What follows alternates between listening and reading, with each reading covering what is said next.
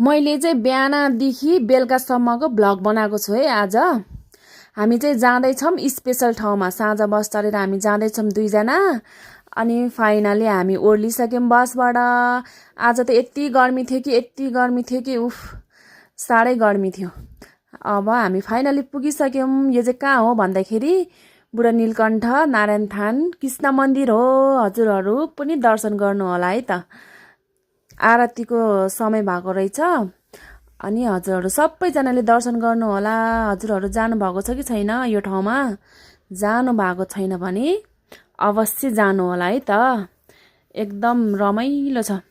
अनि मैले चाहिँ यसो भिडियोहरू बनाएको छु, हेर्नु होला है। यहाँको दृश्य कस्तो छ हेर्नु होला। मलाई चाहिँ एकदम रमाइलो लाग्यो। म चाहिँ फर्स्ट टाइम गएको हो कि यहाँ। फर्स्ट टाइम गएको हो, पहिला म गएको थिएन। अनि एकदम रमाइलो लाग्यो, राम्रो लाग्यो होइन। मनलाई पनि शान्त।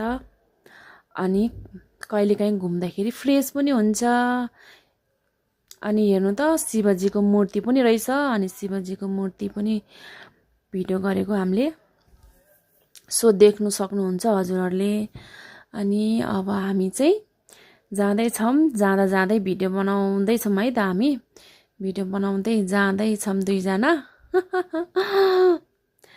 गर्मी पनि कति गर्मी आजको दिन त। आम्मामा, मैले चाहिँ तल हेरेको पानी रहेछ कि खोला सानो रहेछ।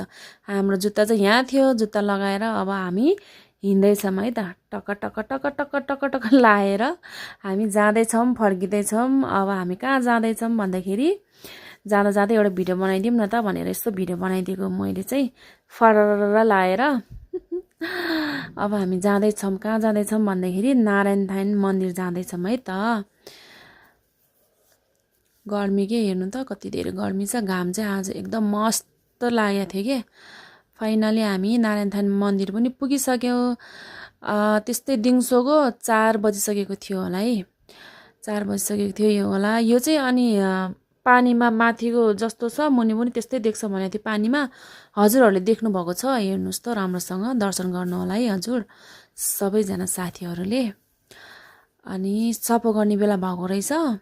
सो दर्शन गरेर हामी चाहिँ अब फाइनली फर्किँदैछौँ।